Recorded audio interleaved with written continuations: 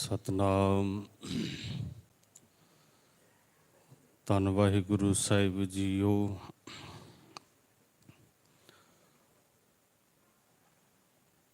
धर जीड़े एक टेक तू, लाहे बिडाणी आस। नानक नाम ते आए हैं, कारज आवे रास। तन सवनी खरतन जड़ावी, हर प्रेम पुरख मन उठा। सभे काज सुहेलड़े थिए, गुरु नानक सतगुरु तुठा। मैं मूर्ख की केतक बात है, कोट पराधी तरियारे। गुरु नानक जिन सुनिया पेखिया, सिफिर गुरबास ना परियारे। गुरु नानक जिन सुनिया पेखिया,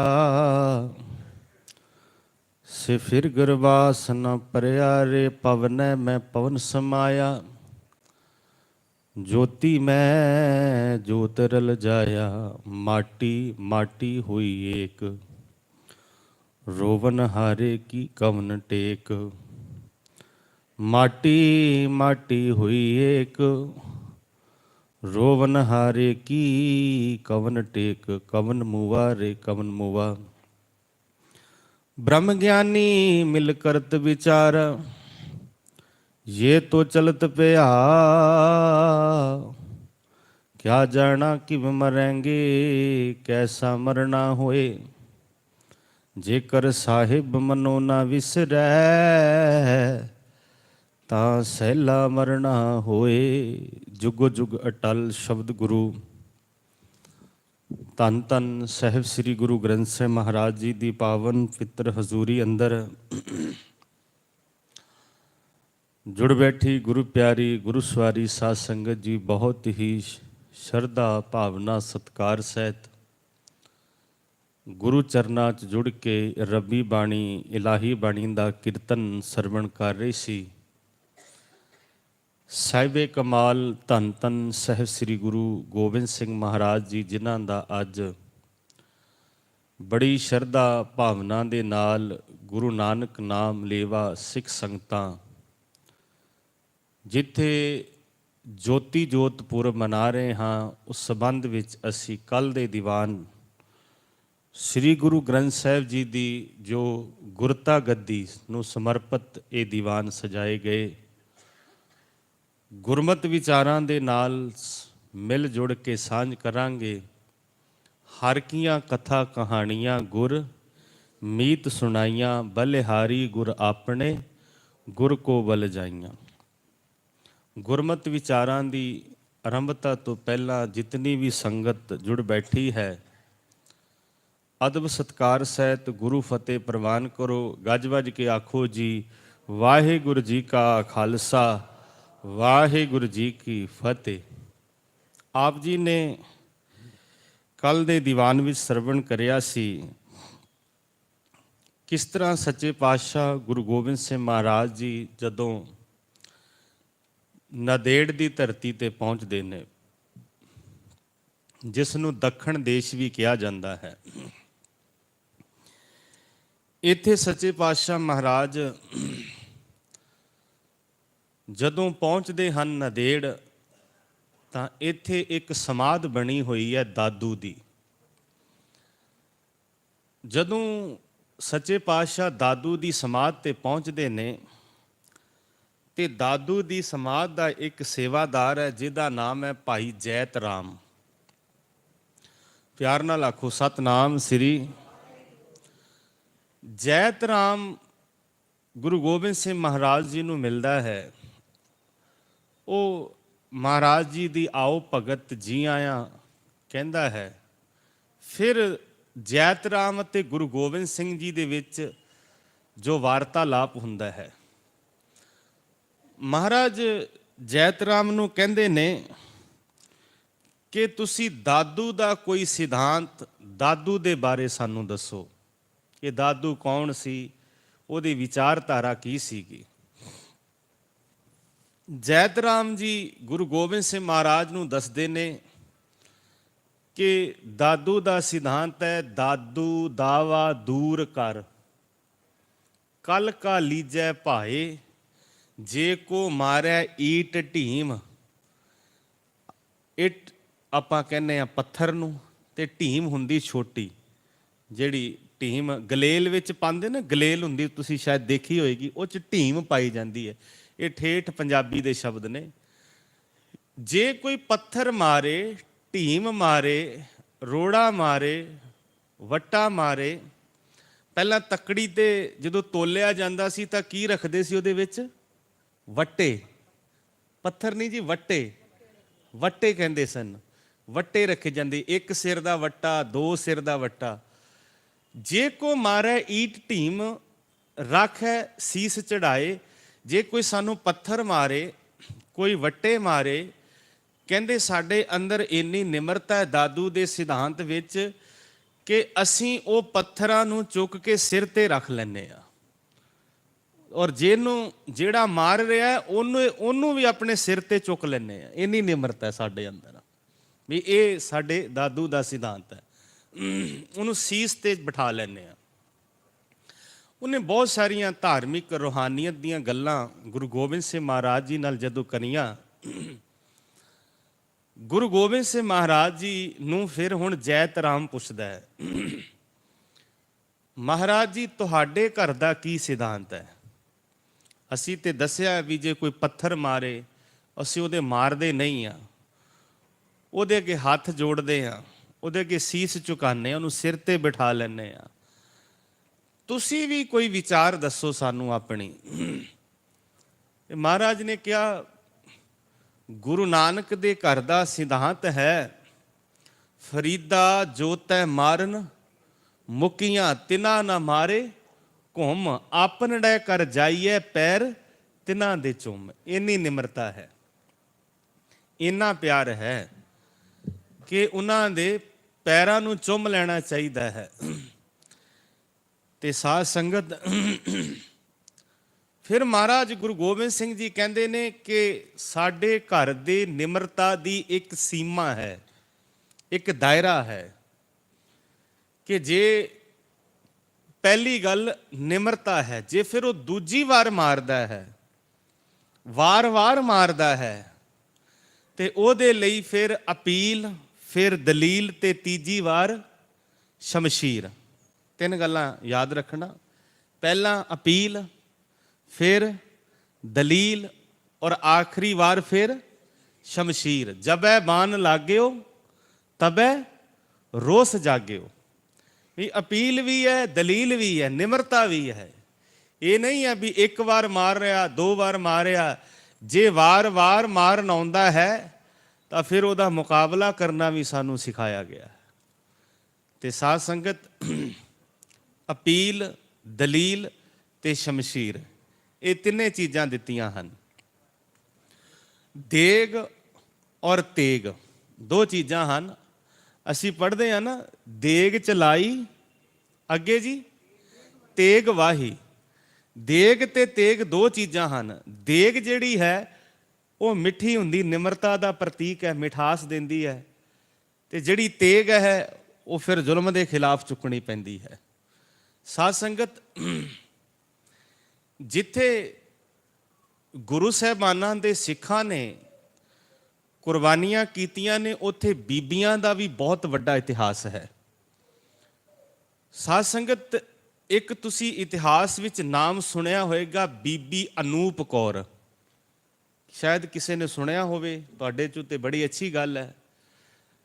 ਪਿਆਰ ਨਾਲ ਆਖੋ ਸਤਨਾਮ ਸ੍ਰੀ।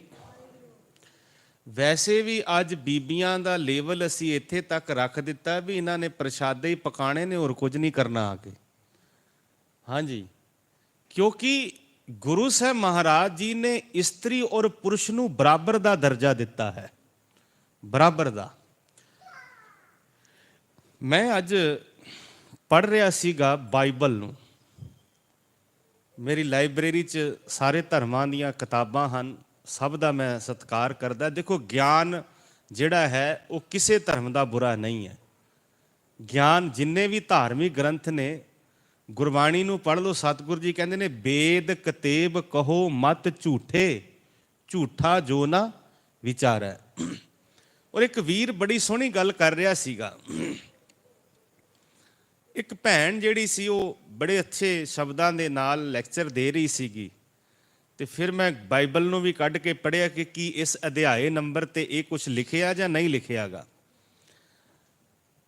ਉਹਦੇ 'ਚ ਲਿਖਿਆ ਹੈ ਬਾਈਬਲ 'ਚ, ਬਾਈਬਲ ਵੀ 3 ਤੋਂ 4 ਪ੍ਰਕਾਰ ਦੀ ਹੈ। ਮੈਂ ਫਿਰ ਬੇਨਤੀ ਕਰ ਦੇਵਾਂ, ਇੱਕ ਬਾਈਬਲ ਨਹੀਂ ਹੈ। ਯਹੋਵਾ ਅਲੱਗ ਹੈ, ਯਿਸੂ ਮਸੀਹ ਅਲੱਗ ਹੈ। ਸਭ ਦੇ ਥਾਟਸ, ਸਭ ਦੇ ਖਿਆਲ ਅਲੱਗ-ਅਲੱਗ ਨੇ। ਮੈਂ ਬਕਾਇਦਾ ਗੋਰਿਆਂ ਦੇ ਸੈਮੀਨਾਰਾਂ 'ਚ ਜਾ ਕੇ ਬਾਈਬਲ ਨੂੰ ਵੀ ਪੜ੍ਹਿਆ ਹੈ। ਮੈਨੂੰ ਸਭ ਤੋਂ ਅੱਛੀ ਗੱਲ ਉਹਨਾਂ ਦੀ ਇਹ ਲੱਗੀ ਹੈ ਕਿ ਜੇ ਅਦਰ ਰਿਲੀਜਨ ਦਾ, ਅਦਰ ਧਾਰਮਿਕ ਦਾ, ਅਦਰ ਲੈਂਗੁਏਜ ਦਾ ਬੰਦਾ ਉਹਨਾਂ ਦੇ ਸੈਮੀਨਾਰ ਚਲਾ ਜਾਂਦਾ ਹੈ ਤਾਂ ਤੁਹਾਨੂੰ ਉਸੇ ਭਾਸ਼ਾ, ਜਿਹੜੀ ਤੁਹਾਡੀ ਭਾਸ਼ਾ ਹੈ, ਉਸੇ ਭਾਸ਼ਾ ਵਿੱਚ ਤੁਹਾਨੂੰ ਬਾਈਬਲ ਕੱਢ ਕੇ ਕੰਪਿਊਟਰ ਤੁਹਾਡੇ ਸਾਹਮਣੇ ਰੱਖ ਦੇਣਗੇ। ਇੰਨਾ ਤਕੜਾ ਉਹਨਾਂ ਦਾ ਸਿਸਟਮ ਹੈ। ਉਹ ਬੀਬੀ ਬਹੁਤ ਸੋਹਣਾ ਪਰਮੇਸ਼ਰ ਦੇ ਬਾਰੇ, ਗੋਡਸ ਬਾਰੇ ਬੋਲ ਰਹੀ ਸੀਗੀ, ਪਰ ਉੱਥੇ ਬਾਈਬਲ 'ਚ ਇਹ ਲਿਖਿਆ ਹੈ ਕਿ ਇਸਤਰੀ ਜਿਹੜੀ ਹੈ ਉਹ ਚਰਚ ਵਿੱਚ ਖੜ ਕੇ ਲੈਕਚਰ ਨਹੀਂ ਦੇ ਸਕਦੀਗੀ, ਬੋਲ ਨਹੀਂ ਸਕਦੀਗੀ। ਬਕਾਇਦਾ ਉਹ 'ਚ ਲਿਖਿਆ ਹੋਇਆ ਹੈ। ਤੇ ਇਸਤਰੀ ਨੂੰ ਅਗਰ ਉਹਦਾ ਪਤੀ ਕਵੇ ਤਾਂ ਉਹ ਬੋਲ ਸਕਦੀ ਹੈ, ਨਹੀਂ ਬੋਲ ਨਹੀਂ ਸਕਦੀ। ਅਗਰ ਇਸਤਰੀ ਬੱਚੇ ਨੂੰ ਜਨਮ ਦੇਗੀ ਤੇ ਤਾਂ ਉਸ ਨੂੰ ਸਵਰਗ ਮਿਲੇਗਾ, ਨਹੀਂ ਤੇ ਸਵਰਗ ਨਹੀਂ ਮਿਲੇਗਾ।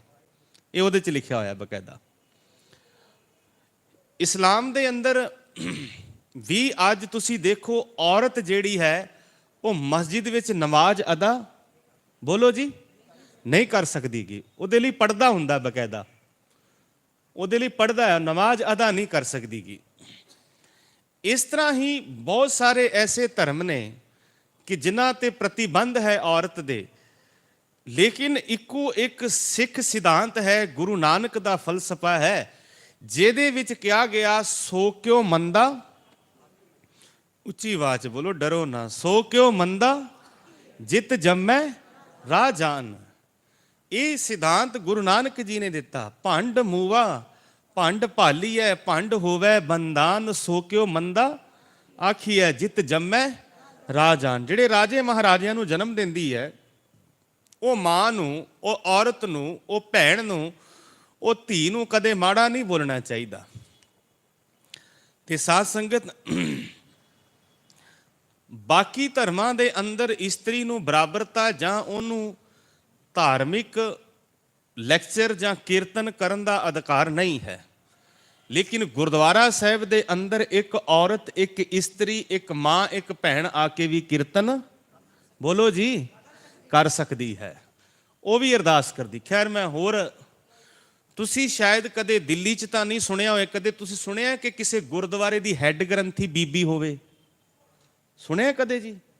ਮਲੇਸ਼ੀਆ ਕੋਲਾਲੰਪਰ ਦੇ ਗੁਰਦੁਆਰੇ ਦੇ ਅੰਦਰ 2003 ਦੀ 4 ਦੀ ਗੱਲ ਰੱਖ ਰਿਹਾ, ਉਦੋਂ ਉਸ ਸਮੇਂ ਜਦੋਂ ਅਸੀਂ ਗਏ ਤਾਂ ਉੱਥੇ ਗੁਰਦੁਆਰੇ ਦੀ ਹੈੱਡ ਗ੍ਰੰਥੀ ਇੱਕ ਮਾਤਾ ਜੀ ਸੀਗੇ। ਗੁਰਦੁਆਰੇ ਦੇ ਹੈੱਡ ਗ੍ਰੰਥੀ ਮਾਤਾ ਸਨ, ਕਿਉਂਕਿ ਜੋ ਸਨਮਾਨ ਗੁਰਦੁਆਰੇ 'ਚੋਂ, ਜੋ ਗੁਰੂ ਘਰਾਂ 'ਚੋਂ ਔਰਤ ਨੂੰ ਸਿੱਖ ਸਮਾਜ 'ਚੋਂ ਮਿਲਿਆ, ਬਾਕੀਆਂ ਦੇ ਵਿੱਚੋਂ ਨਹੀਂ ਮਿਲਿਆਗਾ। ਸੋ ਕਿਉ ਮੰਦਾ ਆਖੀਐ ਜਿਤ ਜੰਮੈ ਰਾਹ ਜਾਨ। ਹਰਿਆਣੇ ਦੇ ਜਦੋਂ ਬਠਿੰਡਾ ਔਰ ਰਾਜਸਥਾਨ ਦਾ ਇਲਾਕਾ ਹੈ, ਬਾਰਡਰ ਲੱਗਦਾ ਹੈ, ਬਠਿੰਡੇ ਦਾ ਰਾਜਸਥਾਨ ਦੇ ਨੇੜੇ ਪੈਂਦਾ ਹੈ, ਜਮਨਾ, ਖਿਮਾ ਕਰਨਾ, ਗੰਗਾ ਨਗਰ ਦਾ ਇਲਾਕਾ ਜਿਹੜਾ ਹੈ, ਇੱਥੇ ਇੱਕ ਛੋਟਾ ਜਿਹਾ ਕਸਬਾ ਉਸ ਜ਼ਮਾਨੇ 'ਚ ਹੁੰਦਾ ਸੀ, ਉਹਦਾ ਨਾਂ ਸੀ ਡੱਬ ਵਾਲੀ। ਡੱਬ ਵਾਲੀ ਇੱਕ ਪਰਿਵਾਰ, ਸਿੱਖ ਪਰਿਵਾਰ ਰਹਿੰਦਾ ਸੀਗਾ। ਸਿੱਖ ਪਰਿਵਾਰ ਦੇ ਘਰ ਬੱਚੀ ਨੇ ਜਨਮ ਲਿਆ ਤੇ ਆਪ ਨੂੰ ਪਤਾ ਹੋਵੇ ਕਿ ਜਦੋਂ ਮੁਗਲ ਹਕੂਮਤ ਦਾ ਰਾਜ ਸੀ, ਉਦੋਂ ਬਹੁਤ ਸਾਰੇ ਸਿੱਖ ਵੀ ਔਰ ਹਿੰਦੂ ਪਰਿਵਾਰ ਵੀ ਜਿਹੜੇ ਸਨ, ਉਹ ਜੰਮਦੀਆਂ ਧੀਆਂ ਨੂੰ ਮਾਰ ਦਿੰਦੇ ਸੀਗੇ। ਉਹਦਾ ਕਾਰਨ ਕੀ ਸੀ ਕਿ ਜਦੋਂ ਬੱਚੀ ਸਰੀਰ ਕਰਕੇ ਵੱਡੀ ਹੋਏਗੀ ਤੇ ਮੁਗਲ ਆਉਣਗੇ, ਪਠਾਨ ਆਉਣਗੇ, ਲੁੱਟ ਕੇ ਲੈ ਜਾਂਦੇ ਸੀਗੇ। ਇਹ ਵੀ ਸੀ। ਔਰ ਬਾਲ ਵਿਵਾਹ ਜਿਹੜਾ ਸ਼ੁਰੂ ਹੋਇਆ ਹੈ, ਉਹ ਵੀ ਉਦੋਂ ਸ਼ੁਰੂ ਹੋਇਆ ਸੀਗਾ ਕਿ ਜਦੋਂ ਸਰੀਰ ਕਰਕੇ ਬੱਚੀ 8 ਸਾਲ 10 ਸਾਲ ਦੀ ਹੁੰਦੀ ਸੀ, ਉਹਦਾ ਉਦੋਂ ਵਿਆਹ ਕਰ ਦਿੰਦੇ ਸੀਗੇ ਕਿ ਤਾਂ ਜੋ ਡੋਲੇ ਉਹਦਾ ਲੁੱਟਿਆ ਨਾ ਜਾਏ, ਉਹਨੂੰ ਚੁੱਕਿਆ ਨਾ ਜਾਏ। ਸਾਧ ਸੰਗਤ, ਆਪਾਂ ਪੰਕਤੀਆਂ ਰੱਖ ਰਹੇ ਹਾਂ ਤੁਹਾਡੇ ਸਾਹਮਣੇ। ਸੋ ਕਿਉ ਮੰਦਾ ਆਖੀਐ ਜਿਤ ਜੰਮੈ ਰਾਜਾਨ। ਫਿਰ ਪੜ੍ਹ ਲਓ ਇੱਕ ਵਾਰੀ ਫਿਰ ਸਾਰੀ ਸੰਗਤ। ਸੋ ਕਿਉ ਮੰਦਾ ਜਿਤ ਜੰਮੈ ਰਾਜਾਨ। ਇੱਥੇ ਇੱਕ ਸਿੱਖ ਪਰਿਵਾਰ ਦੇ ਘਰ ਬੱਚੀ ਨੇ ਜਨਮ ਲਿਆ। ਬੱਚੀ 5-10 ਦਿਨ ਤੱਕ ਦੀ ਜਦੋਂ ਹੋਈ ਤਾਂ ਘਰ ਵਾਲਿਆਂ ਨੇ ਸੋਚਿਆ ਵੀ ਇਹਨੂੰ ਮਾਰ ਦਈਏ। ਹੁਣ ਮਾਰਿਆ ਕਿੱਦਾਂ ਜਾਂਦਾ ਹੈ? ਗੁਰਬਾਣੀ ਸ਼ਬਦ ਹੈ ਗੁਰੂ ਗ੍ਰੰਥ ਸਾਹਿਬ ਜੀ ਦੀ, ਬ੍ਰਾਹਮਣ ਕੇਲੀ ਘਾਤ ਕੰਜਕਾਂ ਅਣਚਾਰੀ ਕਾ ਧਾਨ। ਕਿਸੇ ਮਹਾ ਸੰਤ ਮਹਾਂਪੁਰਸ਼ ਬ੍ਰਹਮ ਗਿਆਨੀ ਦੀ ਹੱਤਿਆ ਕਰਨੀ ਤੇ ਧੀ ਦਾ ਪੈਸਾ ਲੈ ਕੇ ਖਾਣਾ ਹਰਾਮ ਹੈ। ਆਖੋ ਸਤਨਾਮ ਸ੍ਰੀ। ਉਹਦੀ ਹੱਤਿਆ ਕਰ ਦੇਣੀ ਜਾਂ ਉਹਦਾ ਪੈਸਾ ਲੈ ਕੇ ਖਾਣਾ, ਇਹ ਕੀ ਹੈ ਜੀ? ਹਰਾਮ ਹੈ। ਆਸਾ ਕੀ ਵਾਰ ਨੂੰ ਪੜ੍ਹ ਲਓ। ਮਹਾਰਾਜ ਕੀ ਕਹਿੰਦੇ ਹਨ? ਮਹਾਰਾਜ ਕਹਿੰਦੇ ਨੇ, ਵੱਡੀਏ ਹੱਥ ਦਲਾਲ ਕੇ ਮੁਸਫੀ ਇਹ ਕਰੇ, ਨਾਨਕ ਅੱਗੇ ਸੋ ਮਿਲੇ ਜੇ ਖੱਟੇ ਕਾਲੇ ਦੇ। ਕਹਿੰਦੇ ਦਲਾਲ ਦੇ ਹੱਥ ਵੱਢੇ ਜਾਂਦੇ ਹਨ। ਜਦੋਂ ਉਹ ਬੱਚੀ ਸਰੀਰ ਕਰਕੇ ਵੱਡੀ ਹੋਈ ਤੇ ਮਾਂ ਪਿਓ ਦਾ ਜਿਗਰਾ ਨਹੀਂ ਪੈਂਦਾ ਕਿ ਉਹਨੂੰ ਮਾਰ ਦਈਏ। ਫਿਰ ਵੀ ਕਿੱਦਾਂ ਹਿੰਮਤ ਕੀਤੀ ਤਾਂ ਉਹ ਬੱਚੀ ਨੂੰ ਇੱਕ ਘੁਮਿਆਰ ਤੋਂ ਮਟਕਾ ਲਿਆਂਦਾ ਤੇ ਉਹਦੇ ਵਿੱਚ ਪਾ ਦਿੱਤਾ। ਮਟਕੇ 'ਚ ਪਾ ਦਿੱਤਾ। ਉਸ ਤੋਂ ਬਾਅਦ ਉਹਦੇ ਤੇ ਕੱਪੜਾ ਬੰਨ੍ਹ ਦਿੱਤਾ ਗਿਆ ਤੇ ਬੱਚੀ ਦੇ ਹੱਥ ਦੇ ਨਾਲ ਨਾ ਕੱਪੜੇ ਦੇ ਵਿੱਚ ਗੁੜ ਬੰਨ੍ਹ ਦਿੱਤਾ ਵੀ ਧੀਏ ਤੂੰ ਮਰ ਤੇ ਜਾਣਾ ਹੈ, ਜੇ ਭੁੱਖ ਲੱਗੇ ਤਾਂ ਇਦਾਂ ਗੁੜ ਨੂੰ ਜਿਹੜਾ ਹੈ ਉਹ ਖਾਂਦੀ ਰਹੀ, ਚੂਸਦੀ ਰਹੀ। ਉਹਨੂੰ ਦਾਬਾ ਇਹ ਖੇਤਾਂ ਜਾ ਕੇ ਤਾਂ ਉਹ ਪਰਿਵਾਰ ਦਾ ਜਦੋਂ ਵੱਡਾ ਮੈਂਬਰ ਆਇਆ, ਉਹਨੇ ਪੁੱਛਿਆ ਘਰ ਆ ਕੇ ਵੀ ਬੱਚੀ ਕਿੱਥੇ ਹੈ। ਹੁਣ ਡਰਦਾ ਕੋਈ ਬੋਲੇ ਨਾ। ਉਹਨੇ ਵਾਰ-ਵਾਰ ਜ਼ੋਰ ਦੇਣ ਤੇ ਜਦੋਂ ਪੁੱਛਿਆ ਤੇ ਫਿਰ ਦੱਸਿਆ ਵੀ 3 ਤੋਂ 4 ਘੰਟੇ ਹੋ ਗਏ ਨੇ ਉਹਨੂੰ ਖੇਤਾਂ 'ਚ ਦੱਬ ਆਏ ਹਾਂ ਅਸੀਂ। 3 ਫੁੱਟ ਦਾ ਥੱਲੋਂ ਖੱਡਾ ਕਰਕੇ ਉਹਦੇ 'ਚ ਦੱਬ ਆਏ ਹਾਂ। ਹੁਣ ਆਪ ਅੰਦਾਜ਼ਾ ਲਾਓ ਵੀ ਜਿਸ ਬੰਦੇ ਨੂੰ 1 ਘੰਟਾ ਜਾਂ ਅੱਧਾ ਘੰਟਾ ਸਾਹ ਨਾ ਆਵੇ ਤਾਂ ਜਿੰਦਾ ਰਹਿ ਸਕਦਾ ਜੀ? ਨਹੀਂ ਰਹਿ ਸਕਦਾਗਾ। ਉਹ ਗਿਆ ਖੇਤਾਂ 'ਚ, ਪੱਟਿਆ ਜਦੋਂ ਤੇ ਮਟਕਾ ਔਰ ਕੱਪੜਾ ਖੋਲਿਆ ਤੇ ਉਹਦੇ ਵਿੱਚੋਂ ਉਹ ਬੱਚੀ ਜਿੰਦੀ ਨਿਕਲੀ ਜੀ। ਜਿਸ ਦਾ ਸਾਹਿਬ ਤਿਸ ਨੂੰ ਮਾਰ ਨਾ ਸਕੇ ਕੋਈ, ਉਹ ਜਿੰਦੀ ਨਿਕਲੀ। ਉਸ ਬੱਚੀ ਦਾ ਨਾਮ ਰੱਖਿਆ ਗਿਆ ਰਾਜ ਕੌਰ। ਮੇਰੀਆਂ ਭੈਣਾਂ ਬੈਠੀਆਂ ਨੇ, ਮਾਤਾਵਾਂ, ਨਾਮ ਫਿਰ ਬੋਲ ਦਿਓ, ਯਾਦ ਹੋ ਜਾਵੇ ਤਾਂ ਜੋ ਘਰ ਜਾ ਕੇ ਤੁਸੀਂ ਆਪਣੀਆਂ ਧੀਆਂ ਨੂੰ ਵੀ ਦੱਸ ਸਕੋ। ਕਥਾ ਸੁਣਨ ਦਾ ਮਤਲਬ ਇਹੀ ਹੁੰਦਾ ਹੈ ਕਿ ਗੁਰਦੁਆਰਿਓਂ ਸਿੱਖ ਕੇ ਅਸੀਂ ਆਪਣੇ ਘਰ ਜਾ ਕੇ ਕਿਹਨਾਂ ਨੂੰ ਦੱਸਣਾ? ਆਪਣੇ, ਬੋਲੋ ਜੀ, ਬੱਚਿਆਂ ਨੂੰ ਦੱਸਣਾ ਹੈ। ਬੱਚੀ ਦਾ ਨਾਮ ਰੱਖਿਆ ਗਿਆ ਕੀ ਜੀ? ਰਾਜ ਕੌਰ। ਜਦੋਂ ਉਹ ਸਰੀਰ ਕਰਕੇ ਵੱਡੀ ਹੋਈ, ਉਹਦੀ ਸ਼ਾਦੀ ਕੀਤੀ ਗਈ ਸਰਦਾਰ ਮਹਾ ਸਿੰਘ ਨਾਲ। ਸਰਦਾਰ ਮਹਾ ਸਿੰਘ ਨਾਲ ਉਹਦੀ ਸ਼ਾਦੀ ਹੋਈ ਔਰ ਉਸੇ ਬੱਚੀ ਦੀ ਕੁੱਖ ਵਿੱਚੋਂ ਪੈਦਾ ਹੋਇਆ ਸ਼ੇਰੇ ਪੰਜਾਬ ਮਹਾਰਾਜਾ ਰਣਜੀਤ ਸਿੰਘ। ਜੇ ਉਹਨੂੰ ਮਾਰ ਦਿੰਦੇ, ਕੀ ਇਸ ਤਰ੍ਹਾਂ ਦੀਆਂ ਧੀਆਂ ਰਾਜੇ ਮਹਾਰਾਜਿਆਂ ਨੂੰ ਜਨਮ ਦਿੰਦੀਆਂ? ਸੋ ਕਿਉ ਮੰਦਾ ਆਖੀਐ ਜਿਤ ਜੰਮੈ ਰਾਜਾਨ। ਬੀਬੀ ਅਨੂਪ ਕੌਰ ਹੋਈ ਹੈ ਮਲੇਰਕੋਟਲਾ ਦੇ ਇਲਾਕੇ ਦੇ ਵਿੱਚ। ਜਦੋਂ ਚਮਕੌਰ ਦੀ ਗੜੀ ਦਾ ਯੁੱਧ ਹੋਇਆ ਹੈ, ਜਿਹਦੇ ਵਿੱਚ ਸਾਰਾ ਪਰਿਵਾਰ ਗੁਰੂ ਸਾਹਿਬ ਜੀ ਦਾ ਬਿਖਰ ਗਿਆ, ਸਿੱਖ ਚਮਕੌਰ ਦੀ ਗੜੀ ਵੱਲ ਚਲੇ ਗਏ, ਮਾਤਾ ਜੀ ਸਰਹੰਦ ਆ ਗਏ, ਕੁਝ ਕਿੱਧਰ। ਉੱਥੋਂ ਹੀ ਬੀਬੀ ਅਨੂਪ ਕੌਰ ਨੂੰ ਗ੍ਰਿਫਤਾਰ ਕੀਤਾ ਜਾਂਦਾ ਤਾਂ ਉਹਨੂੰ ਮਲੇਰਕੋਟਲੇ ਲਿਆਇਆ ਜਾਂਦਾ। ਉਹਨੂੰ ਜੇਲ੍ਹ 'ਚ ਬੰਦ ਕੀਤਾ ਜਾਂਦਾ। ਉਹਦੇ ਤੇ ਦਬਾਅ ਬਣਾਇਆ ਜਾਂਦਾ ਕਿ ਤੂੰ ਇਸਲਾਮ ਕਬੂਲ ਕਰ ਤੇ ਤੇਰਾ ਨਵਾਬ ਦੇ ਨਾਲ ਜਿਹੜਾ ਹੈ ਉਹ ਨਿਕਾਹ ਪੜਿਆ ਜਾਏਗਾ, ਤੇਰਾ ਨਵਾਬ ਨਾਲ ਤੂੰ ਹਾਂ ਕਰ। ਉਹ ਬੀਬੀ ਜੇਲ੍ਹ ਵਿੱਚ ਬੰਦ ਰਹਿੰਦੀ, ਕੁਝ ਨਹੀਂ ਖਾਂਦੀ ਪੀਂਦੀ। ਉਹ 'ਤੇ ਜਬਰੀ ਦਬਾਅ ਬਣਾਇਆ ਜਾਂਦਾ ਕਿ ਉਹਦਾ ਵਿਆਹ ਨਵਾਬ ਨਾਲ ਮੁਸਲਮਾਨ ਨਾ ਕੀਤਾ ਜਾਵੇ। ਉਹ ਅੰਮ੍ਰਿਤਧਾਰੀ ਸਿੱਖ ਬੀਬੀ ਸੀ ਔਰ ਜਦੋਂ ਉਹਨੂੰ ਪਤਾ ਲੱਗਿਆ ਕਿ ਅੱਜ ਮੇਰਾ ਇਹ ਮੌਲਾਨੇ ਜਿਹੜੇ ਨੇ ਕਾਜੀ ਇਕੱਠੇ ਹੋ ਕੇ ਮੇਰਾ ਵਿਆਹ ਪੜਨਗੇ, ਔਰ ਉਸ ਬੀਬੀ ਨੇ ਆਪਣੀ ਕਿਰਪਾਨ ਕੱਢ ਕੇ ਸ੍ਰੀ ਸਾਹਿਬ ਆਪਣੀਆਂ ਨਸਾਂ ਕੱਟ ਕੇ ਆਪਣੀ ਸ਼ਹੀਦੀ ਦੇ ਦਿੱਤੀ ਸੀਗੀ। ਉਹਨਾਂ ਨੇ ਫਿਰ ਉਸ ਬੀਬੀ ਨੂੰ ਮਲੇਰਕੋਟਲੇ ਦਫਨਾ ਦਿੱਤਾ। ਸਿੱਖਾਂ ਦੇ ਵਿੱਚ ਦਫਨਾਇਆ ਨਹੀਂ ਜਾਂਦਾ, ਮਨੁੱਖ ਦਾ ਕੀ ਕੀਤਾ ਜਾਂਦਾ? ਅੰਤਮ ਸੰਸਕਾਰ ਕੀਤਾ ਜਾਂਦਾ ਹੈ। ਉਹਨੂੰ ਦਫਨਾਇਆ ਗਿਆ, ਉਹਦੀ ਲਾਸ਼ ਨੂੰ ਦਫਨਾ ਦਿੱਤਾ। ਹੁਣ ਜਦੋਂ ਬਾਬਾ ਬੰਦਾ ਸਿੰਘ ਬਹਾਦਰ ਆਉਂਦਾ ਹੈ ਪੰਜਾਬ ਦੇ ਅੰਦਰ, ਤਾਂ ਉਸ ਨੂੰ ਪਤਾ ਲੱਗਦਾ ਹੈ, ਤਾਂ ਮਲੇਰਕੋਟਲੇ ਦੀਆਂ ਸਾਰੇ ਕਬਰਸਤਾਨ ਬਾਬਾ ਬੰਦਾ ਸਿੰਘ ਬਹਾਦਰ ਪਟਾ ਦਿੰਦਾ ਹੈ। ਸਾਰੇ ਇਤਿਹਾਸ ਹੈ ਜੀ, ਮੈਂ ਆਪਣੇ ਕੋਲੋਂ ਕੁਝ ਨਹੀਂ ਬੋਲ ਰਿਹਾਗਾ। ਸਾਰੇ ਕਬਰਸਤਾਨ ਪਟਾਏ ਜਾਂਦੇ ਨੇ। ਜਦੋਂ ਬਾਬਾ ਬੰਦਾ ਸਿੰਘ ਬਹਾਦਰ ਸਰਹੰਦ ਫਤਿਹ ਕਰਦਾ, ਮਲੇਰਕੋਟਲੇ ਦੇ ਇਲਾਕੇ ਜਾਂਦਾ ਹੈ, ਇੱਥੇ ਕੁਝ ਹਿੰਦੂ ਔਰ ਮੁਸਲਮਾਨ ਪਰਿਵਾਰ ਜਿਹੜੇ ਧਰਮੀ ਸਨ ਇਕੱਠੇ ਹੁੰਦੇ ਨੇ ਵੀ ਮਲੇਰਕੋਟਲਾ ਨਹੀਂ ਉਜਾੜਨਾਗਾ। ਇੱਥੇ ਹੁਣ ਬਾਬਾ ਬੰਦਾ ਸਿੰਘ ਬਹਾਦਰ ਸਾਰੇ ਕਬਰਸਤਾਨ ਪਟਾ ਕੇ ਫਿਰ ਉਹ ਬੀਬੀ ਅਨੂਪ ਕੌਰ ਦੀ ਲਾਸ਼ ਨੂੰ ਕੱਢਦਾ ਹੈ, ਜਿਹੜੀ ਦਫਨਾਈ ਹੁੰਦੀ ਹੈ। ਉਹਦੀ ਲਾਸ਼ ਕੱਢਣ ਤੋਂ ਬਾਅਦ ਫਿਰ ਉਹਦਾ ਦੁਬਾਰਾ ਗੁਰਮਰਿਆਦਾ ਅਨੁਸਾਰ ਅੰਤਮ ਸੰਸਕਾਰ ਕੀਤਾ ਜਾਂਦਾ ਹੈ। ਇਹ ਸਾਡਾ ਇਤਿਹਾਸ ਹੈ। ਅੱਗੇ ਚਲੀਏ, ਪਿਆਰ ਨਾਲ ਆਖੋ ਸਤਨਾਮ ਸ੍ਰੀ। ਸੋ ਕਿਉ ਮੰਦਾ ਜਿਤ ਜੰਮੈ ਰਾਜਾਨ। ਇੱਕ ਬੀਬੀ ਹੋਈ ਹੈ ਹਰਸ਼ਰਨ ਕੌਰ, ਇੱਕ ਸ਼ਰਨ ਕੌਰ ਹੋਈ ਹੈ ਹਰਸ਼ਰਨ ਕੌਰ। ਸ਼ਰਨ ਕੌਰ ਦਾ ਜ਼ਿਕਰ ਉਹ ਹੈ ਕਿ ਉਹਨੇ ਚਮਕੌਰ ਦੀ ਗੜੀ ਦੇ ਵਿੱਚ ਬੀਬੀ ਸ਼ਰਨ ਕੌਰ ਨੇ ਸਾਹਿਬਜ਼ਾਦਿਆਂ ਦੀਆਂ ਲਾਸ਼ਾਂ ਦਾ ਅੰਤਮ ਸੰਸਕਾਰ ਕੀਤਾ ਸੀ। ਉਹ ਵੀ ਇੱਕ ਔਰਤ ਸੀਗੀ। ਅੱਜ ਅਸੀਂ ਕਹਿ ਰਹੇ ਹਾਂ ਨਾ ਵੀ ਔਰਤ ਕੀ ਨਹੀਂ ਕਰ ਸਕਦੀ ਗੀ।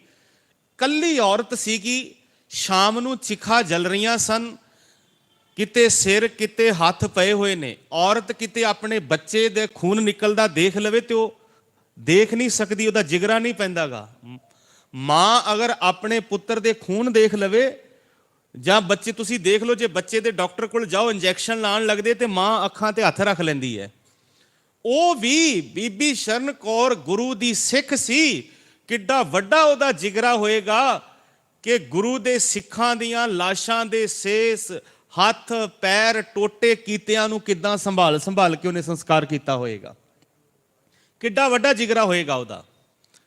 ਸਾਧ ਸੰਗਤ, ਤੇ ਜਦੋਂ ਬੀਬੀ ਸ਼ਰਨ ਕੌਰ ਨੇ ਦੇਖਿਆ ਕਿ ਚਿਤਾ ਬਲੀ ਹੈ, ਅੱਗ ਬਲ ਰਹੀ ਸੀਗੀ, ਤੇ ਸਾਧ ਸੰਗਤ ਉੱਥੇ ਜਦੋਂ ਸੰਸਕਾਰ ਕੀਤਾ ਉਹਨਾਂ ਦਾ, ਤਾਂ ਮੁਗਲ ਫੌਜ ਆ ਗਈ ਵੀ ਇੱਥੇ ਕੀ ਹੋ ਗਿਆ ਹੈ। ਤੇ ਜਿੰਨਾ ਟਾਈਮ ਉਹ ਲੜਦੀ ਰਹੀ, ਉਹ ਮੁਕਾਬਲਾ ਕੀਤਾ ਕਿਰਪਾਨ ਕੱਢ ਕੇ ਉਸਨੇ, ਤੇ ਸਾਧ ਸੰਗਤ ਆਖਰਕਾਰ ਫਿਰ ਉਸ ਬੀਬੀ ਦੀ ਵੀ ਉੱਥੇ ਸ਼ਹਾਦਤ ਹੋਈ ਹੈ। ਇਹ ਸਾਡੀਆਂ ਕੌਮ ਦੀਆਂ ਮਹਾਨ ਧੀਆਂ ਨੇ। ਮੈਂ ਬੇਨਤੀ ਕੀਤੀ ਹੈ ਪ੍ਰਬੰਧਕ ਵੀਰਾਂ ਨੂੰ, ਸਾਧ ਸੰਗਤ ਇੱਥੇ ਗੁਰਦੁਆਰਾ ਸਾਹਿਬ ਬਹੁਤ ਸਾਰੀਆਂ ਸੇਵਾਵਾਂ ਚੱਲ ਰਹੀਆਂ ਨੇ, ਜਿਵੇਂ ਹੋਮੋਪੈਥਿਕ ਡਿਸਪੈਂਸਰੀ ਦੀ ਸ਼ੁਰੂਆਤ ਹੋਈ ਹੈ, ਡੈਂਟਲ ਕਲੀਨਿਕ ਦੀ ਸ਼ੁਰੂਆਤ ਹੋਈ ਹੈ। ਉਹਦੇ ਨਾਲ ਨਾਲ ਜਿੱਥੇ ਲਾਇਬ੍ਰੇਰੀ ਦੀ ਸ਼ੁਰੂਆਤ ਹੋਣੀ ਹੈ, ਉਹ ਵੀ ਵਿਚਾਰ ਚੱਲ ਰਹੀ ਹੈ।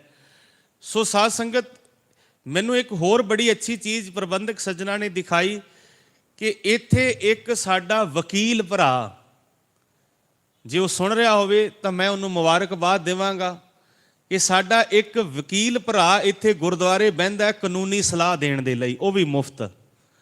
ਇਹ ਮੈਂ ਅੱਜ ਤੱਕ ਕਿਸੇ ਗੁਰਦੁਆਰੇ ਨਹੀਂ ਦੇਖਿਆਗਾ। ਜੇ ਤੁਸੀਂ ਇਹ ਸੋਚ ਲਓਗੇ ਕਿ ਇੱਦਾਂ ਦੇ ਆਫੀਸਰ ਅਸੀਂ ਸਾਡੇ ਗੁਰਦੁਆਰਿਆਂ 'ਚ ਲੈ ਆਏ, ਉਹ ਦਿਨ ਦੂਰ ਨਹੀਂ ਜਿੱਦਣ ਇਹ ਗੱਲ ਸੱਚ ਹੋਏਗੀ, ਰਾਜ ਕਰੇਗਾ ਖਾਲਸਾ। ਤੁਸੀਂ ਮਦਰਸਿਆਂ 'ਚ ਜਾ ਕੇ ਦੇਖੋ, ਆਪਾਂ ਕਹਿੰਦੇ ਆ ਦਸਵੰਧ, ਗੁਰੂ ਦੀ ਗੋਲਕ 'ਚ ਕੀ ਪਾਉਂਦੇ ਆਪਾਂ ਜੀ? ਦਸਵੰਧ। ਉਹ ਕਹਿੰਦੇ ਨੇ ਜ਼ਕਾਤ, ਦਸਵੰਧ ਨੂੰ ਜ਼ਕਾਤ ਕਹਿੰਦੇ ਨੇ।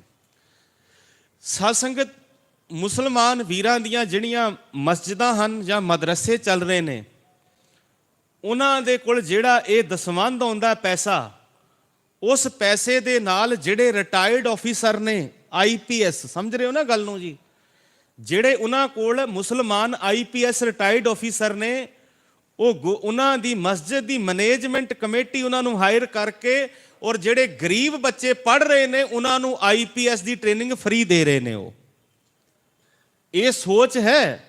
ਤੇ ਜੇ ਅਸੀਂ ਸੋਚ ਨੂੰ ਬਦਲਣਾ, ਗੁਰਦੁਆਰੇ ਆ ਕੇ ਕੀ ਬਦਲਿਆ ਜਾਂਦਾ ਜੀ? ਮਨੁੱਖ ਦੀ ਸੋਚ ਬਦਲੀ ਜਾਂਦੀ ਹੈ। ਗੁਰੂ ਦੁਆਰੇ ਹੋਏ ਸੋਝੀ ਪਾਏ ਸੀ। ਇਹ ਸੋਚ ਨੂੰ ਬਦਲਣਾ ਹੈ, ਇਹ ਵਿਚਾਰਾਂ ਨੂੰ ਬਦਲਣਾ ਹੈ। ਮੈਂ ਫਿਰ ਵਾਪਸ ਆਵਾਂ, ਪਿਆਰ ਨਾਲ ਆਖੋ ਸਤਨਾਮ ਸ੍ਰੀ।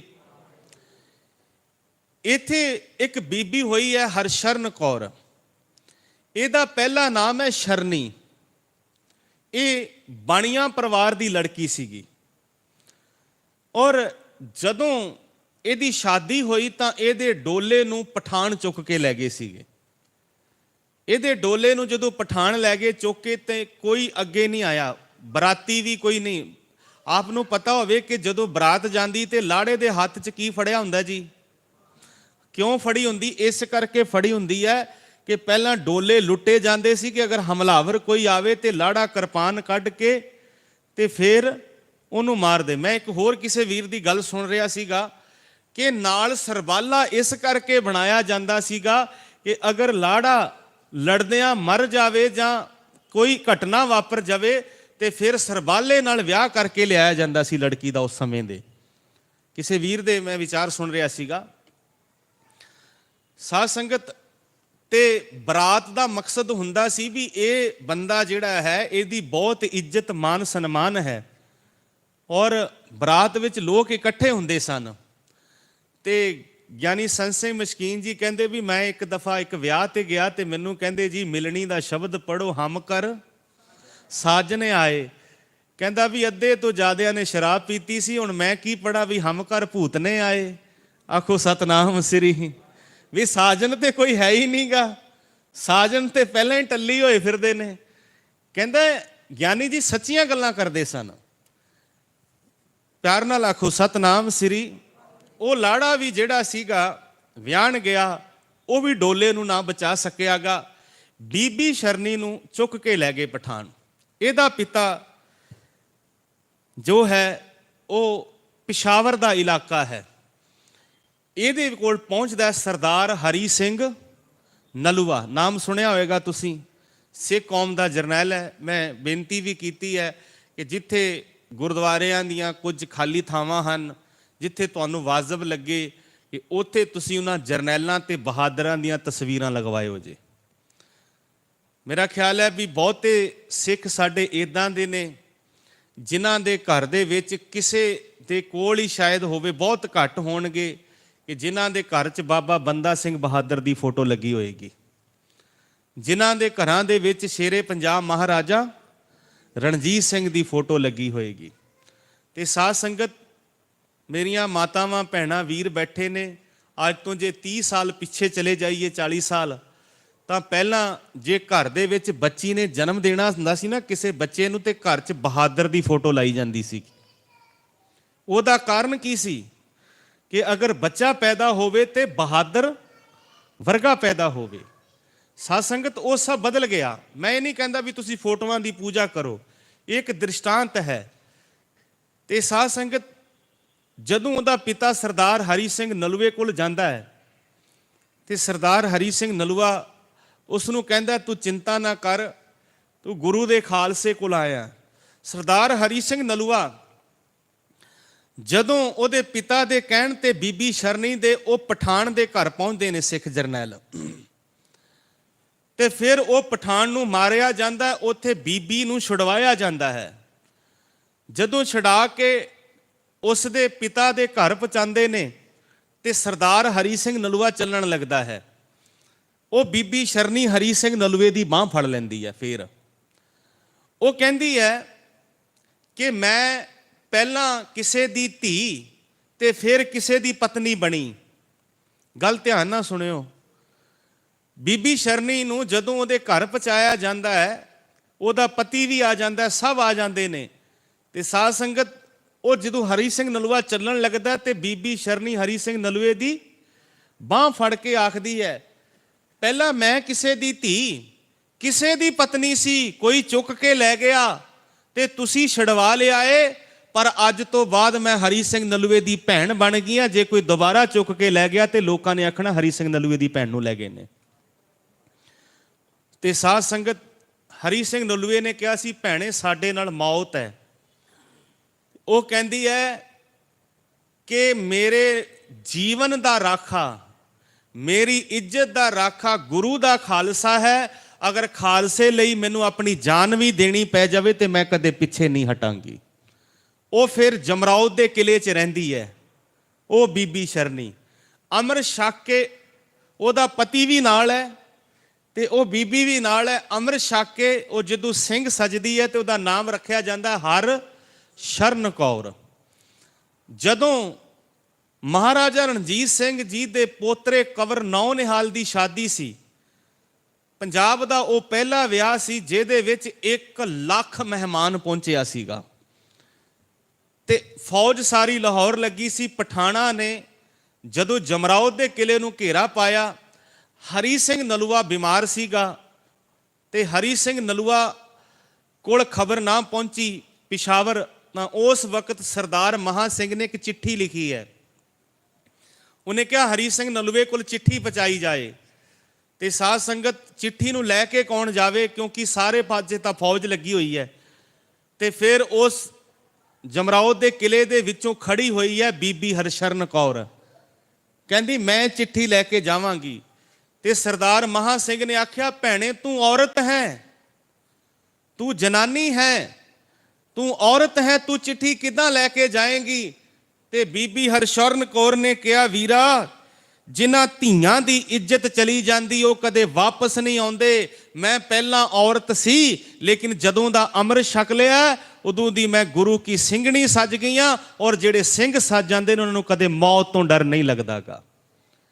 ਤੇ ਸਾਧ ਸੰਗਤ ਫਿਰ ਉਸ ਬੀਬੀ ਲਈ ਬੁਰਕਾ ਮੰਗਾਇਆ ਗਿਆ ਔਰ ਇੱਕ ਭੇਡੂ ਜਾਨਵਰ ਉਹਦੀ ਖੱਲ ਮੰਗਾਈ ਗਈ ਕਿ ਜਦੋਂ ਜੰਗਲ ਦੇ ਵਿੱਚ ਚਲਦੀ ਹੈ ਨਾ, ਕੋਈ ਫੌਜਦਾਰ ਲੈਲਟਨ ਜਗਾ ਕੇ ਦੇਖਦੇ ਨੇ ਤੇ ਉਹ ਭੇਡੂ ਦੀ ਖੱਲ ਪਾ ਕੇ ਜਾਨਵਰਾਂ ਵਾਂਗ ਚੱਲੀ ਸੀਗੀ। ਉਹ ਫਿਰ ਸਰਦਾਰ ਹਰੀ ਸਿੰਘ ਨਲੂਏ ਨੂੰ ਚਿੱਠੀ ਦਿੰਦੀ ਹੈ ਤੇ ਹਰੀ ਸਿੰਘ ਨਲੂਆ ਜਿਹੜਾ ਹੈ ਉਹ ਚਿੱਠੀ ਪੜ੍ਹ ਕੇ ਫਿਰ ਤੋਪ ਦਾ ਗੋਲਾ ਦਾਗਦਾ ਹੈ, ਜਿਹਦੀ ਖਬਰ ਜਮਰਾਉਦ ਦੇ ਕਿਲੇ ਵਿੱਚ ਪਹੁੰਚਦੀ ਹੈ। ਇਹ ਉਹ ਸਾਡੀਆਂ ਮਹਾਨ ਇਸਤਰੀਆਂ ਹਨ। ਮੈਂ ਇੱਕ ਕਿਤਾਬ ਦਾ ਨਾਮ ਦੱਸਾਂਗਾ ਤੁਹਾਨੂੰ, ਮੈਨੂੰ ਪਤਾ ਤੁਸੀਂ ਖਰੀਦਣੀ ਤਾਂ ਹੈ ਨਹੀਂ, ਪਰ ਮੈਂ ਦੱਸ ਕੇ ਜ਼ਰੂਰ ਜਾਣੀ ਹੈ। ਆਖੋ ਸਤਨਾਮ ਸ੍ਰੀ। ਮੈਨੂੰ ਇਹ ਵੀ ਪਤਾ ਹੈ ਵੀ ਖਰੀਦਣੀ ਨਹੀਂ ਹੈ ਬਹੁਤਿਆਂ ਨੇ, ਪਰ ਦੱਸਣਾ ਮੇਰਾ ਫਰਜ਼ ਹੈ, ਮੇਰੀ ਡਿਊਟੀ ਹੈ। ਚੌਂਕੀਦਾਰ ਕੀ ਕਹਿੰਦਾ? ਜਾਗਦੇ ਰਹੋ। ਜਿਹੜੇ ਤੁਸੀਂ ਚੌਂਕੀਦਾਰ ਘਰਾਂ ਰੱਖੇ ਹੁੰਦੇ ਨਾ ਗਲੀਆਂ 'ਚੋਂ, ਕੀ ਕਹਿੰਦੇ ਨੇ? ਜਾਗਦੇ ਰਹੋ ਪਰ ਮੇਰੇ ਭਰੋਸੇ ਨਾ ਰਹੋ। ਉਹ ਇਹ ਵੀ ਨਾਲ ਕਹਿੰਦਾ ਵੀ ਜਾਗਣਾ ਤੁਸੀਂ ਹੈ ਪਰ ਮੇਰੇ ਭਰੋਸੇ ਨਹੀਂ ਰਹਿਣਾਗਾ। ਇੱਕ ਕਿਤਾਬ ਦਾ ਨਾਮ ਹੈ ਜੀ 100 ਸਿੱਖ ਬੀਬੀਆਂ। ਕਿਤਾਬ ਦਾ ਨਾਮ ਹੈ ਜੀ 100 ਸਿੱਖ ਬੀਬੀਆਂ। ਆਪਣੇ ਮੋਬਾਈਲ ਤੇ ਵੀ ਤੁਸੀਂ ਡਾਊਨਲੋਡ ਕਰ ਸਕਦੇ ਹੋ। ਖੈਰ 100-150 ਤਾਂ ਲਾਣਾ ਬਹੁਤ ਵੱਡੀ ਗੱਲ ਹੈ, ਸ਼ਾਇਦ ਦਿੱਲੀ 'ਚ ਬਹੁਤ ਘੱਟ ਜਗ੍ਹਾ ਤੇ ਮਿਲਦੀ ਹੈ। 100 ਸਿੱਖ ਬੀਬੀਆਂ, ਕਦੇ ਕਿਤਾਬ ਤੁਸੀਂ ਜ਼ਰੂਰ ਪੜ੍ਹਿਓ ਆਪਣੇ ਘਰ 'ਚ ਲਿਆ ਕੇ। ਪਿਆਰ ਨਾਲ ਆਖੋ ਸਤਨਾਮ ਸ੍ਰੀ। ਅੱਜ ਸਾਡੇ ਘਰਾਂ ਦੇ ਵਿੱਚੋਂ ਕਿਤਾਬਾਂ ਵੀ ਗਾਇਬ ਹੋ ਗਈਆਂ। ਪਹਿਲਾਂ 100 ਸਾਖੀ ਹੁੰਦੀ ਸੀ ਘਰੇ, ਮਾਤਾਵਾਂ ਭੈਣਾਂ ਪੜ੍ਹਦੀਆਂ ਸੀ, ਆਪਣੇ ਪੋਤਰਿਆਂ ਨੂੰ ਆਪਣੇ ਬੱਚਿਆਂ ਨੂੰ ਸਾਖੀਆਂ ਸੁਣਾਉਂਦੀਆਂ ਸੀ।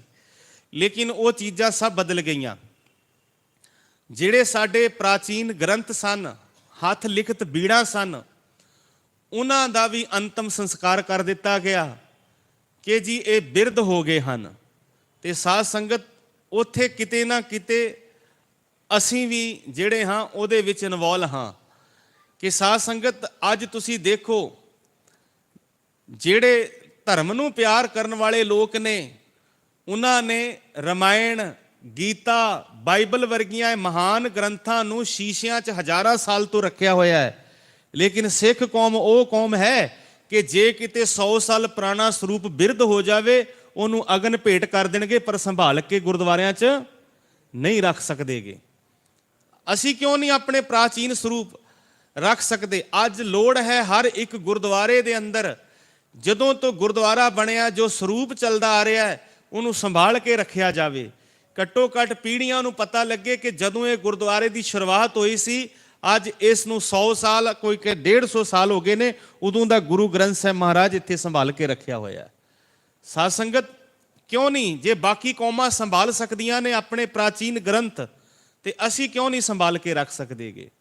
ਸਾਧ ਸੰਗਤ, ਇਹ ਉਹ ਮਹਾਨ ਬੀਬੀਆਂ ਦਾ ਜਿਹੜਾ ਹੈ ਰੁਤਬਾ ਗੁਰੂ ਨੇ ਦਿੱਤਾ ਹੈ। ਸੋ ਕਿਉ ਮੰਦਾ ਆਖੀਐ ਜਿਤ ਜੰਮੈ ਰਾਜਾਨ। ਪਿਆਰ ਨਾਲ ਆਖੋ ਸਤਨਾਮ ਸ੍ਰੀ ਗੁਰੂ ਗੋਬਿੰਦ ਸਿੰਘ ਮਹਾਰਾਜ ਸੱਚੇ ਪਾਤਸ਼ਾਹ ਜਦੋਂ ਦਾਦੂ ਦੀ ਸਮਾਧ ਤੇ ਉਹਦੇ ਨਾਲ ਵਿਚਾਰ ਕਰਦੇ ਨੇ ਕਿ ਦਾਦੂ ਕਹਿੰਦਾ ਹੈ ਜੇ ਕੋ ਮਾਰੇ ਈਟ ਢੀਮ ਰਾਖੈ ਸੀਸ ਚੜਾਏ, ਪਰ ਮਹਾਰਾਜ ਕਹਿੰਦੇ ਨੇ ਸਾਡੇ ਘਰ ਦੀ ਨਿਮਰਤਾ ਦੀ ਸੀਮਾ ਹੈ।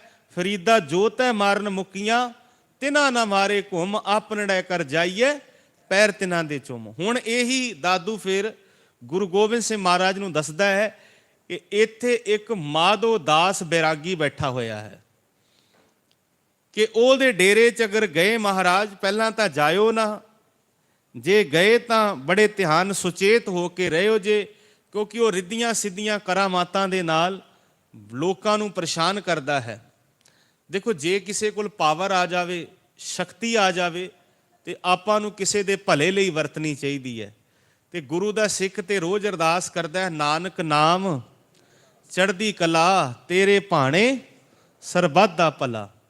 ਸੱਚੇ ਪਾਤਸ਼ਾਹ ਗੁਰੂ ਗੋਬਿੰਦ ਸਿੰਘ ਮਹਾਰਾਜ ਜੀ ਫਿਰ ਜਦੋਂ ਇੱਥੋਂ ਦਾਦੂ ਦੀ ਸਮਾਧ ਤੋਂ ਜਾਂਦੇ ਹਨ, ਮਾਧੋ ਦਾਸ ਬੈਰਾਗੀ, ਫਿਰ ਮਹਾਰਾਜ ਜਦੋਂ ਉੱਥੇ ਮਿਲਦੇ ਹਨ ਉਸ ਨੂੰ, ਤੇ ਮਹਾਰਾਜ ਨੇ ਕਿਹਾ ਵੀ ਜਿਹੜੀਆਂ ਰਿੱਧੀਆਂ ਸਿੱਧੀਆਂ ਕਰਾਮਾਤਾਂ ਤੋਂ ਲੋਕਾਂ ਨੂੰ ਪਰੇਸ਼ਾਨ ਕਰਨ ਚਲਾ ਰਿਹਾ ਹੈ, ਇਹ ਕਿਸੇ ਦੇ ਭਲੇ ਲਈ ਕੰਮ ਕਰਨਾ ਸ਼ੁਰੂ ਕਰ ਦੇ। ਤੇ ਸਾਧ ਸੰਗਤ ਫਿਰ ਉੱਥੋਂ ਮਾਧੋ ਦਾਸ ਬੈਰਾਗੀ ਦਾ ਜੀਵਨ ਬਦਲ ਕੇ ਫਿਰ ਨਾਮ ਬਣਦਾ ਹੈ ਉਹਦਾ ਬੰਦਾ ਸਿੰਘ ਬਹਾਦਰ। ਬਾਬਾ ਬੰਦਾ ਸਿੰਘ ਬਹਾਦਰ ਨੇ ਖਾਲਸਾ ਰਾਜ ਸਟੈਬਲਿਸ਼ ਕੀਤਾ ਸੀਗਾ। ਇੱਥੇ ਹੀ ਹੁਣ ਗੁਰੂ ਗੋਬਿੰਦ ਸਿੰਘ ਮਹਾਰਾਜ ਜੀ ਦੇ ਬਾਰੇ ਛਤਰਪਤੀ ਸ਼ਿਵਾਜੀ ਮਰਾਠਾ ਦਾ ਬੇਟਾ ਹੈ, ਉਹਦਾ ਨਾਂ ਹੈ ਮਹਾਰਾਜਾ ਸਾਂਬਾ। ਤੁਸੀਂ ਕਦੇ ਮਰਾਠਾ ਇਤਿਹਾਸ ਪੜ੍ਹਨਾ, ਕਿਉਂਕਿ ਮਰਾਠਾ ਕੌਮ ਵੀ ਬੜੀ ਬਹਾਦਰ ਕੌਮ ਹੋਈ ਹੈ, ਜਿਨ੍ਹਾਂ ਦਾ ਇਤਿਹਾਸ ਵਿੱਚ ਨਾਮ ਹੈ। ਇੱਥੇ ਛਤਰਪਤੀ ਸ਼ਿਵਾਜੀ ਮਰਾਠਾ ਦੇ ਬੇਟੇ ਨੂੰ ਇੱਕ ਸੈਨਿਕ ਦੱਸਦਾ ਹੈ ਕਿ ਇੱਥੇ ਸਿੱਖਾਂ ਦੇ 10ਵੇਂ ਗੁਰੂ ਗੁਰੂ ਗੋਬਿੰਦ ਸਿੰਘ ਮਹਾਰਾਜ ਆਏ ਨੇ, ਕਿਉਂਕਿ ਮਰਾਠਾ ਹਕੂਮਤ ਵੀ ਮੁਗਲਾਂ ਦੇ ਖਿਲਾਫ ਸੀਗੀ ਤੇ ਗੁਰੂ ਗੋਬਿੰਦ ਸਿੰਘ ਮਹਾਰਾਜ ਵੀ ਉਹਨਾਂ ਦੇ ਖਿਲਾਫ ਲੜ ਰਹੇ ਸਨ, ਕਿਉਂਕਿ ਬੱਚਿਆਂ ਨੂੰ ਸ਼ਹੀਦ ਕਰਾ ਦੇਣਾ ਇਹ ਬਹੁਤ ਵੱਡਾ ਐਸਾ ਇਤਿਹਾਸ ਹੋਇਆ ਦੁਨੀਆ ਦੇ ਅੰਦਰ ਕਿ ਕਦੇ ਕਿਸੇ ਨੇ ਸੁਣਿਆ ਤੇ ਕਦੇ ਦੇਖਿਆ ਨਹੀਂ ਹੋਏਗਾ ਕਿ ਜਿੰਦਾ ਦੀਵਾਰਾਂ ਵਿੱਚ ਚਿਣ ਦੇਣਾ ਇਹ ਛੋਟੀ ਗੱਲ ਨਹੀਂ ਹੈ ਸਾਧ ਸੰਗਤ। ਤੇ ਗੁਰੂ ਸਾਹਿਬ ਮਹਾਰਾਜ ਜੀ ਜਦੋਂ ਇਹ ਵਿਚਾਰ ਹੁੰਦੀ ਹੈ ਤਾਂ ਇੱਕ ਸੈਨਿਕ ਦੱਸਦਾ ਹੈ ਕਿ ਇੱਥੇ ਸਿੱਖਾਂ ਦੇ ਗੁਰੂ ਆਏ ਨੇ। ਉਹ ਸੈਨਿਕ ਨੂੰ ਪੁੱਛਦਾ ਹੈ ਕਿ ਗੁਰੂ ਕੌਣ ਨੇ? ਉਹ ਸਾਰੀ ਵਾਰਤਾ ਦੱਸਦਾ ਹੈ ਕਿ ਔਰੰਗਜ਼ੇਬ ਦੀ 10 ਲੱਖ ਫੌਜ ਗੁਰੂ ਗੋਬਿੰਦ ਸਿੰਘ ਨੂੰ ਫੜਨ ਲੱਗੀ ਰਹੀ, ਲੇਕਿਨ ਫੜ ਨਹੀਂ ਸਕੀਗੀ। ਤੇ ਕਹਿੰਦੇ ਇਤਿਹਾਸ ਦੇ ਵਿੱਚ ਕਿ ਮਹਾਰਾਜਾ ਸਾਂਬਾ ਆਪਣੇ ਤਖਤ ਤੋਂ ਖੜਾ ਹੋ ਗਿਆ। ਖੜਾ ਹੋ ਕੇ ਕਹਿੰਦਾ ਹੈ ਕਿ ਜਿਸ ਸ਼ਖਸ ਨੂੰ 10 ਲੱਖ ਦੀ ਫੌਜ ਨਹੀਂ ਫੜ ਸਕੀ, ਉਹਦੀ ਮਦਦ ਮੈਂ ਕੀ ਕਰ ਸਕਦਾ ਵਾਂ।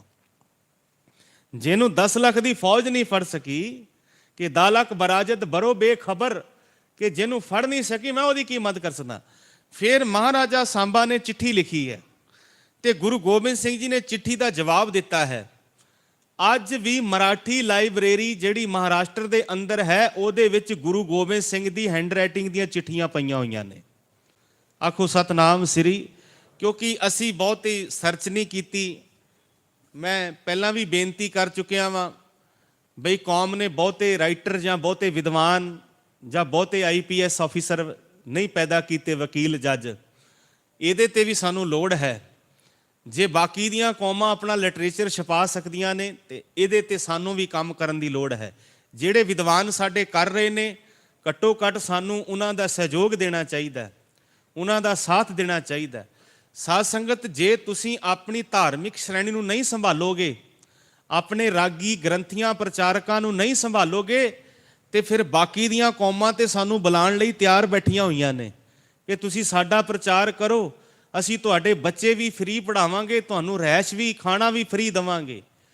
ਤੇ ਇਹਦਾ ਇੱਕ ਕਾਰਨ ਇਹ ਵੀ ਹੋਇਆ ਕਿ ਬਹੁਤ ਸਾਰੀ ਸਾਡੀ ਧਾਰਮਿਕ ਜਿਹੜੀ ਸ਼੍ਰੇਣੀ ਹੈ ਉਹ ਇਸ ਲਾਈਨ ਨੂੰ ਛੱਡ ਕੇ ਕਿਸੇ ਹੋਰ ਬੰਨੇ ਜਾ ਰਹੀ ਹੈ, ਕਾਰੋਬਾਰ ਹੋਰ ਕਰ ਰਹੀ ਹੈ। ਅੱਜ ਲੋੜ ਹੈ ਆਪਣੇ ਧਾਰਮਿਕ ਸ਼੍ਰੇਣੀ ਨੂੰ, ਰਾਗੀ ਸਿੰਘਾਂ ਨੂੰ, ਪਾਠੀ ਸਿੰਘਾਂ ਨੂੰ, ਪ੍ਰਚਾਰਕਾਂ ਨੂੰ ਸੰਭਾਲੀਏ। ਔਰ ਇਹ ਜ਼ਿੰਮੇਵਾਰੀ ਬਣਦੀ ਹੈ ਸਾਰੀ ਸਿੱਖ ਕੌਮ ਦੀ ਕਿ ਅਸੀਂ ਆਪਣੇ ਜਿੰਨੇ ਵੀ ਗੁਰੂ ਘਰਾਂ ਦੇ ਸੇਵਾਦਾਰ ਪ੍ਰਚਾਰਕ ਹਨ ਉਹਨਾਂ ਦੀਆਂ ਮਾਇਕੀ ਲੋੜਾਂ ਪੂਰੀਆਂ ਹੋਣ, ਉਹਨਾਂ ਦੇ ਬੱਚੇ ਅੱਛੇ ਸਕੂਲਾਂ 'ਚ ਪੜ੍ਹਨ। ਤੇ ਉਹ ਦਿਨ ਦੂਰ ਨਹੀਂ ਹੈ ਕਿ ਜਿੱਦਣ ਆਉਣ ਵਾਲਿਆਂ ਦੀ ਲਾਈਨ ਨਹੀਂ ਟੁੱਟਣੀ ਸਾਡੇ ਘਰ ਵੱਲ। ਅੱਜ ਈਸਾਈ ਧਰਮ ਵੱਲ ਕਿਉਂ ਲੋਕ ਜਾ ਰਹੇ ਨੇ? ਉਹਦਾ ਇੱਕ ਕਾਰਨ ਹੈ ਕਿ ਜੇ ਕਿਸੇ ਗਰੀਬ ਦੀ ਬੱਚੀ ਦੀ ਸ਼ਾਦੀ ਹੁੰਦੀ ਹੈ ਤੇ ਈਸਾਈ ਪਾਸਟਰ ਪੈਸਾ ਇਕੱਠਾ ਕਰਕੇ ਉਹਦੇ ਘਰ ਦੇ ਕੇ ਆਉਂਦੇ ਨੇ। ਫਿਰ ਉਹ ਕਹਿੰਦਾ ਮੈਂ ਤੁਹਾਡਾ ਧੰਨਵਾਦ ਕਿੱਦਾਂ ਕਰਾਂ? ਉਹ ਕਹਿੰਦੇ ਤੂੰ ਧੰਨਵਾਦ ਨਾ ਕਰ, ਤੂੰ ਐਤਵਾਰ ਨੂੰ ਚਰਚ 'ਚ ਆ ਜਾਈਂ, ਉੱਥੇ ਆ ਕੇ ਧੰਨਵਾਦ ਕਰੀ ਸਾਡਾ।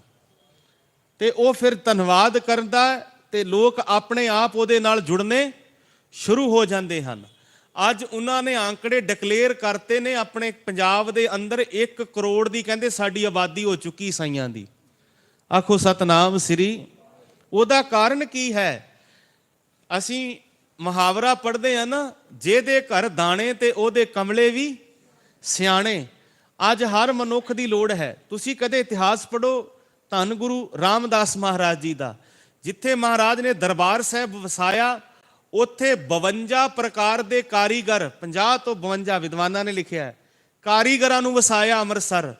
ਸੰਗਤਾਂ ਨੂੰ ਦੁਕਾਨਾਂ, ਰੋਜ਼ੀ ਰੋਟੀ ਦਿੱਤੀ ਤੇ ਸ਼ਹਿਰ ਨਗਰ ਵਸਾਇਆ ਕਿ ਉਹਨਾਂ ਦੀ ਰੋਜ਼ੀ ਰੋਟੀ ਚੱਲ ਸਕੇ। ਤੇ ਜੇ ਅੱਜ ਅਸੀਂ ਵੀ ਆਪਣੇ ਇਹਨਾਂ ਧਾਰਮਿਕ ਸ਼੍ਰੇਣੀ ਦੇ ਲੋਕਾਂ ਨੂੰ ਸੁਵਿਧਾਵਾਂ ਦੇਵਾਂਗੇ ਤੇ ਦੂਸਰੇ ਧਰਮਾਂ ਦੇ ਲੋਕ ਵੀ ਸਾਡੇ ਵੱਲ ਆਉਣੇ ਸ਼ੁਰੂ ਹੋ ਜਾਣਗੇ। ਇਹ ਗੱਲ ਹੈ ਸਨਮਾਨ ਦੀ। ਅਸੀਂ ਸੰਭਾਲਣਾ, ਕਿਸੇ ਬਾਹਰ ਦੇ ਨਹੀਂ ਸੰਭਾਲਣਾਗਾ। ਪਿਆਰ ਨਾਲ ਆਖੋ ਸਤਨਾਮ ਸ੍ਰੀ। ਤੇ ਸਾਧ ਸੰਗਤ, ਮੈਂ ਕੱਲ ਵੀ ਜ਼ਿਕਰ ਕੀਤਾ ਸੀਗਾ ਕਿ ਸਾਡੀ ਕੌਮ ਬਹੁਤ ਮਹਾਨ ਹੈ। ਜੇ ਅਸੀਂ ਗਰੀਬਾਂ ਨੂੰ ਫ੍ਰੀ ਲੰਗਰ ਖਵਾ ਸਕਦੇ ਹਾਂ, ਗਰੀਬਾਂ ਲਈ ਸੁਵਿਧਾਵਾਂ ਦੇ ਸਕਦੇ ਹਾਂ, ਤੇ ਅਸੀਂ ਆਪਣੀ ਧਾਰਮਿਕ ਸ਼੍ਰੇਣੀ ਨੂੰ ਵੀ ਹੋਰ ਉੱਪਰ ਲੈ ਕੇ ਜਾ ਸਕਦੇ ਹਾਂ।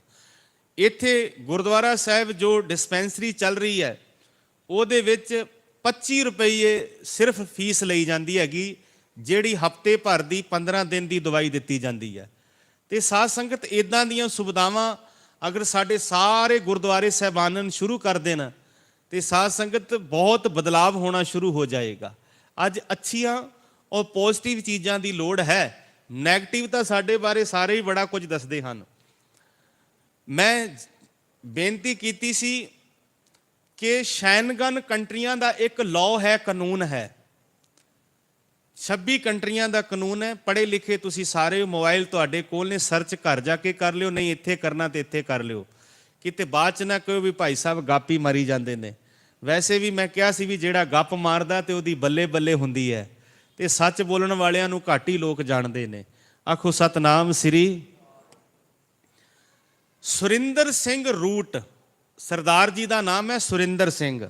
ਕੀ ਨਾਮ ਹੈ ਜੀ? ਸੁਰਿੰਦਰ ਸਿੰਘ। ਜਾਂ ਉਹਨੂੰ ਵੇ ਪਾ ਲਿਓ ਜੇ ਜਾਂ ਰੂਟ ਪਾ ਲਿਓ ਜੇ। ਸ਼ੈਨਗਨ ਕੰਟਰੀ ਦਾ ਕਾਨੂੰਨ ਬਣਿਆ, ਇੱਕ ਲਾਅ ਬਣਿਆ ਹੈ ਕਿ ਜੇ ਕਿਸੇ ਮਨੁੱਖ ਨੇ, ਕਿਸੇ ਵੀ ਕੰਟਰੀ ਦਾ ਬੰਦਾ ਹੈ ਜਿਸ ਨੇ ਸ਼ੈਨਗਨ ਤੋਂ ਲੰਡਨ ਦੇ ਵਿੱਚ ਸਿਟੀਜ਼ਨਸ਼ਿਪ ਲੈਣੀ ਹੈ, ਉਹ ਆਪਣਾ ਜਿਹੜਾ ਕੇਸ ਹੈ ਉਹ ਸਰਦਾਰ ਸੁਰਿੰਦਰ ਸਿੰਘ ਵੇ ਦੇ ਨਾਮ ਤੇ ਹੀ ਫਾਈਲ ਕਰੇਗਾ। ਇਹ ਲਾਅ ਬਣਾਇਆ ਗਿਆ ਹੈ। ਵਰਲਡ ਦੀਆਂ 26 ਕੰਟਰੀਆਂ ਨੇ ਸਰਦਾਰਾਂ ਦੇ ਨਾਮ ਤੇ ਕੀ ਬਣਾ ਦਿੱਤਾ? ਇੱਕ ਕਾਨੂੰਨ ਬਣਾ ਦਿੱਤਾ ਹੈ। ਆਖੋ ਸਤਨਾਮ ਸ੍ਰੀ। ਇਹ ਬੜੀਆਂ ਮਹਾਨ ਚੀਜ਼ਾਂ ਨੇ ਸਿੱਖ ਕੌਮ ਦੇ ਲਈ।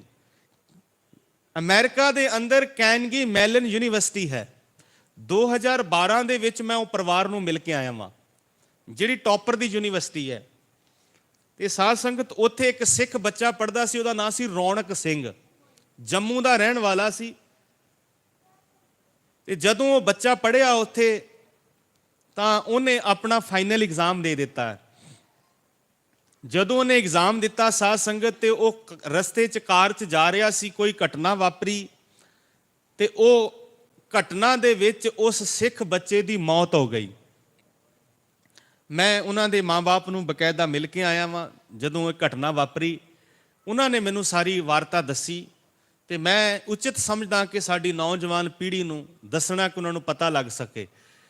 ਪਿਆਰ ਨਾਲ ਆਖੋ ਸਤਨਾਮ ਸ੍ਰੀ। ਉੱਚੀ ਆਵਾਜ਼ ਬੋਲੋ ਜੀ, ਸਤਨਾਮ ਸ੍ਰੀ ਵਾਹਿਗੁਰੂ। ਸਾਰੇ ਬੋਲੋ ਜੀ, ਵਾਹਿਗੁਰੂ ਵਾਹਿਗੁਰੂ ਵਾਹਿਗੁਰੂ।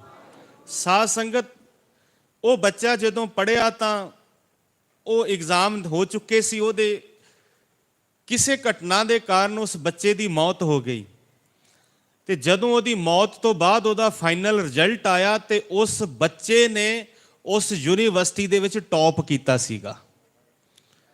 ਫਿਰ ਉਹਦੇ ਮਾਂ-ਬਾਪ ਨੂੰ ਬੁਲਾਇਆ ਗਿਆ ਇੰਡੀਆ ਤੋਂ, ਉਹਨੂੰ ਕਿਹਾ ਵੀ ਦੇਖੋ ਤੁਹਾਡਾ ਬੱਚਾ ਤਾਂ ਨਹੀਂ ਰਿਹਾ। ਜਿਹੜੀ ਯੂਨੀਵਰਸਿਟੀ ਮੈਨੇਜਮੈਂਟ ਸੀ ਉਸਨੇ ਕਿਹਾ ਕਿ ਅਸੀਂ ਚਾਹੁੰਦੇ ਹਾਂ ਕਿ ਤੁਹਾਡਾ ਬੱਚਾ ਹਮੇਸ਼ਾ ਲਈ ਜਿੰਦਾ ਰਵੇ। ਤੇ ਉਹਨਾਂ ਨੇ ਇੱਕ ਅਵਾਰਡ ਬਣਾਇਆ ਕਿ ਜੋ ਬੱਚਾ ਫਿਊਚਰ 'ਚ ਟੌਪ ਕਰਿਆ ਕਰੇਗਾ ਇਸ ਯੂਨੀਵਰਸਿਟੀ ਦੇ ਵਿੱਚੋਂ, ਔਰ ਤੁਹਾਡੇ ਸਿੱਖ ਬੱਚੇ ਦੇ ਨਾਮ ਤੇ ਉਹਨੂੰ ਇਹ ਅਵਾਰਡ ਦਿੱਤਾ ਜਾਇਆ ਕਰੇਗਾ। ਉਸ ਅਵਾਰਡ ਦਾ ਨਾਮ ਰੱਖਿਆ ਗਿਆ mister Raunak Singh Gandhok best internship award of the year. ਇਹ ਅਵਾਰਡ ਦਾ ਨਾਮ ਹੈ। ਔਰ ਅੱਜ ਵੀ ਜਦੋਂ ਹਰ ਸਾਲ ਕੋਈ ਬੱਚਾ ਟੌਪ ਕਰਦਾ ਹੈ ਤਾਂ ਉਹ ਸਿੱਖ ਪਰਿਵਾਰ ਜੰਮੂ ਤੋਂ ਅਮਰੀਕਾ ਜਾ ਕੇ ਉਹ ਦੂਸਰੇ ਬੱਚੇ ਨੂੰ ਉਹ ਅਵਾਰਡ ਦਿੰਦਾ ਆਪਣੇ ਪੁੱਤਰ ਦੇ ਨਾਮ ਤੇ।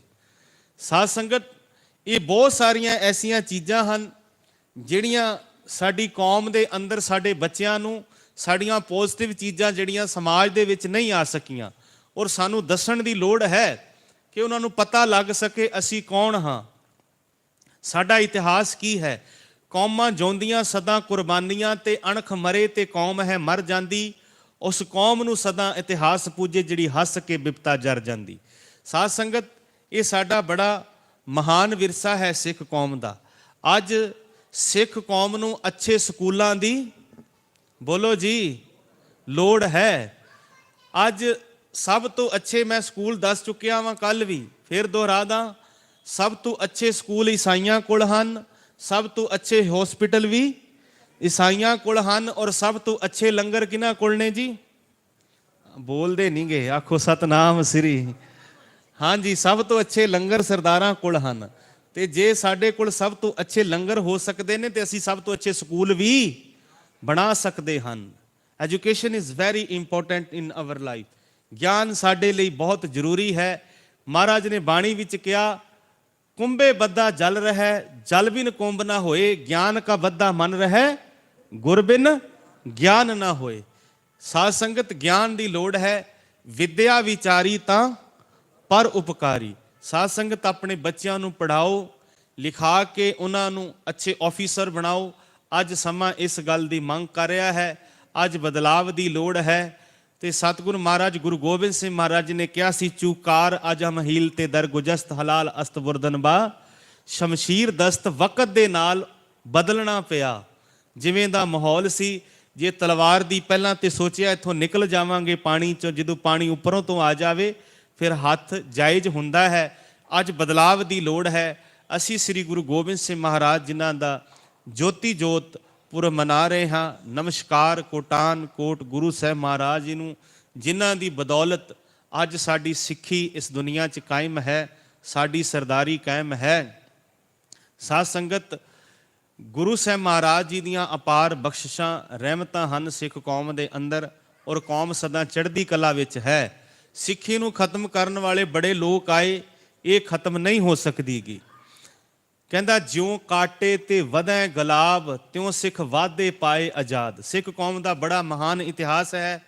ਔਰ ਸਾਧ ਸੰਗਤ, ਇੱਥੇ ਮੈਂ ਜ਼ਿਕਰ ਕਰਾਂਗਾ ਕਿ ਜਦੋਂ ਮਰਾਠਾ ਕੌਮ ਨੇ ਜਿਹੜੀ ਲੜਾਈ ਲੜੀ 14 ਜਨਵਰੀ 1761 ਦੀ ਪਾਣੀਪਤ ਦੀ, ਜਿਹਨੂੰ ਥਰਡ ਮੈਟਲ ਵੀ ਕਿਹਾ ਜਾਂਦਾ, ਉਸ ਲੜਾਈ ਦੇ ਵਿੱਚ ਮਰਾਠੇ ਜਿਹੜੇ ਸੀ ਚਾਹੁੰਦੇ ਦਿੱਲੀ ਦੇ ਤਖਤ ਤੇ ਕਬਜ਼ਾ ਕਰ ਲਈਏ, ਲੇਕਿਨ ਜਿਨ੍ਹਾਂ ਦੇ ਵਿੱਚ ਵਿਸ਼ਵਾਸ ਰਾਓ, ਬਾਲਾਜੀ ਬਾਜੀ ਰਾਓ, ਪੇਸ਼ਵਾ ਬਾਜੀ ਰਾਓ, ਔਰ ਵਿਸ਼ਵਾਸ ਬਾਜੀ ਰਾਓ ਚਾਹੁੰਦਾ ਸੀਗਾ ਕਿ ਬਾਲਾਜੀ ਬਾਜੀ ਰਾਓ ਨੂੰ ਦਿੱਲੀ ਦੇ ਤਖਤ ਤੇ ਬਿਠਾਇਆ ਜਾਵੇ। ਲੇਕਿਨ ਇਸ ਲੜਾਈ ਦੇ ਵਿੱਚ ਮਰਾਠੇ ਹਾਰ ਗਏ, ਲੇਕਿਨ ਦਿੱਲੀ ਦੇ ਤਖਤ ਤੇ ਨਹੀਂ ਬੈਠ ਸਕੇ। ਤੁਸੀਂ ਆਪਣੀ ਕੌਮ ਦੇ ਬੱਚਿਆਂ ਨੂੰ ਦੱਸਿਓ ਕਿ ਜੋ ਮਰਾਠੇ ਏਸ਼ੀਆ ਦੀ ਮਾਰਸ਼ਲ ਆਰਟ ਕੌਮ ਸੀ, ਉਹ ਦਿੱਲੀ ਤੇ ਤਖਤ ਤੇ ਨਹੀਂ ਬੈਠ ਸਕੀ, ਲੇਕਿਨ ਬੱਚਿਓ ਤੁਹਾਨੂੰ ਮਾਣ ਹੋਣਾ ਚਾਹੀਦਾ ਸਿੱਖ ਕੌਮ ਦੇ ਉੱਪਰ ਕਿ ਤੁਹਾਡੇ ਬਜ਼ੁਰਗ ਜਰਨੈਲ ਦਿੱਲੀ ਦਾ ਤਖਤ ਪੁੱਟ ਕੇ ਅੰਮ੍ਰਿਤਸਰ ਲੈ ਗਏ ਸੀਗੇ। ਇਹ ਇਤਿਹਾਸ ਹੈ ਸਾਡੀ ਕੌਮ ਦਾ, ਕਦੇ ਪੜ੍ਹ ਕੇ ਦੇਖਿਓ ਜੇ। ਤੇ ਸਾਧ ਸੰਗਤ, ਜਦੋਂ ਅਸੀਂ ਆਉਣ ਵਾਲੀਆਂ ਪੀੜ੍ਹੀਆਂ ਨੂੰ, ਆਉਣ ਵਾਲੀਆਂ ਨਸਲਾਂ ਨੂੰ ਆਪਣਾ ਇਤਿਹਾਸ ਦੱਸਾਂਗੇ ਤਾਂ ਉਹਨਾਂ ਨੂੰ ਪਤਾ ਲੱਗ ਸਕਦਾ ਹੈ। ਇਸ ਕਰਕੇ ਇਹ ਉਪਰਾਲੇ ਕੀਤੇ ਜਾਂਦੇ ਹਨ। ਸੋ ਗੁਰੂ ਮਹਾਰਾਜ ਬਖਸ਼ਿਸ਼ ਕਰਨ, ਇਹ ਹਾਜ਼ਰੀ ਪ੍ਰਵਾਨ ਕਰਨ। ਸਮੂਹ ਸਾਧ ਸੰਗਤ ਦਾ ਬਹੁਤ ਬਹੁਤ ਧੰਨਵਾਦ। ਇੱਥੋਂ ਦੀ ਗੁਰਦੁਆਰਾ ਸਿੰਘ ਸਭਾ ਦੀ ਪ੍ਰਬੰਧਕ ਕਮੇਟੀ ਜੋ ਬਹੁਤ ਅੱਛੇ ਉਪਰਾਲੇ ਕਰ ਰਹੇ ਨੇ, ਸਮੇਂ-ਸਮੇਂ ਸਿਰ ਵੱਖ-ਵੱਖ ਪ੍ਰਚਾਰਕ ਆਉਂਦੇ, ਸਹਿਬਾਨ ਆਉਂਦੇ ਰਹਿੰਦੇ ਨੇ, ਆਪ ਜੀ ਦੇ ਨਾਲ ਗੁਰਮਤਿ ਵਿਚਾਰਾਂ, ਇਤਿਹਾਸਿਕ ਵਿਚਾਰਾਂ ਦੀ ਸਾਂਝ ਕਰਦੇ ਹਨ। ਸੋ ਮੈਨੂੰ ਵੀ 4 ਦਿਨਾਂ ਦਾ ਸਮਾਂ ਮਿਲਿਆ, ਜਿਹਦੇ ਵਿੱਚ ਮੈਂ ਕੁਝ ਗੁਰਮਤਿ ਦੇ ਪੱਖ, ਕੁਝ ਸਾਡੀ ਕੌਮ ਦੀਆਂ ਮਹਾਨ ਬੀਬੀਆਂ, ਮਹਾਨ ਜਰਨੈਲਾਂ ਬਾਰੇ, ਗੁਰ ਇਤਿਹਾਸ ਬਾਰੇ ਵਿਚਾਰ ਰੱਖੇ ਹਨ। ਵਿਚਾਰ ਕਰਦਿਆਂ ਹੋਈਆਂ ਬੇਅੰਤ ਭੁੱਲਾਂ ਦੀ ਖਿਮਾ ਕਰਨੀ। ਗੁਰੂ ਮਹਾਰਾਜ ਚੜ੍ਹਦੀ ਕਲਾ ਬਖਸ਼ਿਸ਼ ਕਰਨ। ਕੋਟਾਨ ਕੋਟ ਸ਼ੁਕਰਾਨਾ ਸ੍ਰੀ ਗੁਰੂ ਗ੍ਰੰਥ ਸਾਹਿਬ ਮਹਾਰਾਜ ਜੀ ਦਾ। ਔਰ ਸਮੂਹ ਪ੍ਰਬੰਧਕ ਕਮੇਟੀ ਪ੍ਰਧਾਨ ਸਰਦਾਰ ਅਮਰਜੀਤ ਸਿੰਘ ਜੀ, ਵੀਰ ਗੁਰਮੀਤ ਸਿੰਘ ਜੀ ਸੈਕਟਰੀ ਸਾਹਿਬ, ਹਰਭਜਨ ਸਿੰਘ ਜੀ, ਔਰ ਸਾਰੇ ਸੇਵਾਦਾਰ, ਗਿਆਨੀ ਦਵਿੰਦਰ ਸਿੰਘ ਜੀ, ਮੀਤ ਪ੍ਰਧਾਨ ਸਾਹਿਬ, ਸਾਰਿਆਂ ਦਾ ਮੈਂ ਧੰਨਵਾਦੀ ਹਾਂ। ਸਾਡੇ ਮੀਤ ਗ੍ਰੰਥੀ ਜੋ ਸੇਵਾ ਕਰ ਰਹੇ, ਸਾਡੇ ਸਾਰੇ ਸੇਵਾਦਾਰ ਵੀਰ ਜਿਹੜੇ ਸੰਗਤ ਨਾਲ ਬਹੁਤ ਪ੍ਰੇਮ ਨਾਲ ਜੋ ਸੇਵਾ ਕਰਦੇ ਹਨ, ਮੈਂ ਸਭ ਦਾ ਧੰਨਵਾਦੀ ਹਾਂ। ਸੋ ਗੁਰੂ ਮਹਾਰਾਜ ਕਿਰਪਾ ਕਰਨ। ਜੋ ਇਹ ਸਮਾਗਮ ਉਲੀਕੇ ਜਾ ਰਹੇ ਹਨ, ਸਾਡੇ ਬਹੁਤ ਹੀ ਸਤਿਕਾਰਯੋਗ ਜਥੇਦਾਰ ਸਰਦਾਰ ਅਵਤਾਰ ਸਿੰਘ ਜੀ ਹਿੱਤ, ਜਿਨ੍ਹਾਂ ਦੀ ਯਾਦ ਵਿੱਚ ਸਮਾਗਮ ਕਰਾਇਆ ਜਾ ਰਿਹਾ। ਸੰਗਤ ਵੱਧ ਚੜ੍ਹ ਕੇ ਹਾਜ਼ਰੀ ਭਰੋ। ਜੋ ਗੁਰਦੁਆਰੇ ਸਾਹਿਬਾਨਾਂ ਦੇ ਅੰਦਰ ਸੇਵਾਵਾਂ ਚੱਲ ਰਹੀਆਂ ਹਨ, ਕੰਸਟਰਕਸ਼ਨ ਦਾ ਕੰਮ ਚੱਲ ਰਿਹਾ ਹੈ, ਉਹਦੇ ਵਿੱਚ ਮਾਇਆ ਦੀ ਵੀ ਲੋੜ ਹੈ। ਸੰਗਤ ਆਪਣੇ ਦਸਵੰਧ ਵਿੱਚੋਂ ਮਾਇਆ ਦੇਵੇ, ਤਾਂ ਜੋ ਪ੍ਰਬੰਧਕ ਸੱਜਣ ਜੋ ਸੇਵਾਵਾਂ ਚੱਲ ਰਹੀਆਂ ਹਨ, ਉਹਨਾਂ ਦੇ ਵਿੱਚ ਜੋ ਹੋਰ ਬੱਚੇ ਸਾਡੇ ਜਿੱਥੇ ਜੁੜਦੇ ਨੇ, ਉਹਨਾਂ ਨੂੰ ਅੱਗੇ ਲੈ ਕੇ ਜਾ ਸਕਣ। ਜਿੱਥੇ ਕਲਾਸਾਂ ਚੱਲ ਰਹੀਆਂ ਨੇ, ਬੱਚੇ ਆਉਂਦੇ ਹਨ, ਉਹਨਾਂ ਨੂੰ ਗੁਰਮਤਿ ਦੀ ਸਿੱਖਿਆ ਦਿੱਤੀ ਜਾ ਰਹੀ ਹੈ। ਇਹੀ ਉਪਰਾਲਿਆਂ ਦੀ ਲੋੜ ਹੈ। ਸੋ ਗੁਰੂ ਮਹਾਰਾਜ ਬਖਸ਼ਿਸ਼ ਕਰਨ, ਸਾਡੀ ਕੌਮ ਨੂੰ ਚੜ੍ਹਦੀ ਕਲਾ ਬਖਸ਼ਿਸ਼ ਕਰਨ।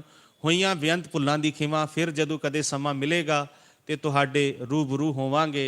कहता रही जिंदगी तो अगली बार लिख कर लगाऊंगा, अरशद से बढ़कर मर्शियाँ सबको सुनाऊंगा, सतगुर के गम में रोऊंगा, तुमको रुलाऊंगा, दरबार नानक से सिला इसका पवाऊंगा। इतना दिया सरकार ने मुझको जितनी मेरी औकात ना थी, वो तो रहमे कर्म है गुरु नानक का, मुझ में तो कोई ऐसी बात ना थी। ये गुरु दियाँ बख्शिशां हन। सो बुलाओ फतेह आखो जी, वाहिगुरु जी का खालसा, वाहिगुरु जी की फतेह। वाहिगुरु जी का खालसा, वाहिगुरु जी की फतेह। ਇਹ ਸਨ ਗਿਆਨੀ ਸੁੱਚਾ ਸਿੰਘ ਜੀ, ਜਿਨ੍ਹਾਂ ਨੇ 4 ਦੀਵਾਨਾਂ ਵਿੱਚ ਗੁਰਮਤਿ ਵਿਚਾਰਾਂ ਰਾਹੀਂ ਸੰਗਤਾਂ ਨੂੰ ਰੂਬਰੂ ਕਰਾਇਆ। ਸੋ ਸਮੁੱਚੀ ਕਮੇਟੀ ਵੱਲੋਂ, ਸਰਬਤ ਸੰਗਤਾਂ ਵੱਲੋਂ ਪ੍ਰਧਾਨ ਸਾਹਿਬ ਸਰਦਾਰ ਅਮਰਜੀਤ ਸਿੰਘ ਟੱਕਰ, ਸਕੱਤਰ ਸਾਹਿਬ ਸਰਦਾਰ ਗੁਰਮੀਤ ਸਿੰਘ ਜੀ ਗਰਚਾ ਅਤੇ ਦਾਸ ਆਪਣੇ ਵੱਲੋਂ ਗਿਆਨੀ ਸੁੱਚਾ ਸਿੰਘ ਦਾ ਤਹਿ ਦਿਲੋਂ ਧੰਨਵਾਦ, ਜਿਨ੍ਹਾਂ ਨੇ 4 ਰੋਜ਼ਾ ਗੁਰਮਤਿ ਸਮਾਗਮ ਦੇ ਵਿੱਚ